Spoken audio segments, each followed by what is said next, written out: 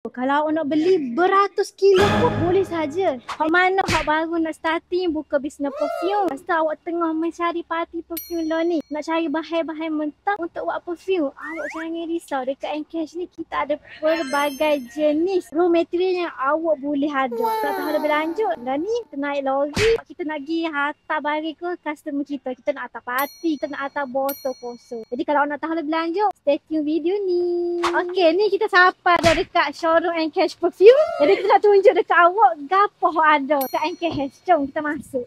Bahan utama yang awak perlu untuk awak buat perfume ialah awak memerlukan parti. Dekat Encash ni kita ada sediakan lebih daripada 900 pilihan parti. Jadi awak boleh je pilih mana-mana parti wangi yang awak berkenan untuk awak buat perfume sendiri. Harga parti yang paling kecil kita ada 50 gram sehinggalah berkilo. Di sini saya nak tunjuk kat awak ni contoh lah. Foto yang kita akan letak kalau awak beli parti. Awak ni saizing 50 gram, 100 gram, 250 gram, 500 gram dan 1 kilo. Kalau awak nak beli beratus kilo pun boleh saja. Encash ada bekalkan parti yang berkualiti kepada awak. Untuk yang seterusnya, hak ni hak special sekali. IPM. Untuk IPM ni dia macam material tambahan lah, di mana awak boleh guna kalau awak nak kurangkan minyak dalam awak punya perfume. Untuk IPM ni juga function dia untuk cepat perfume ni serat dekat awak punya kulit.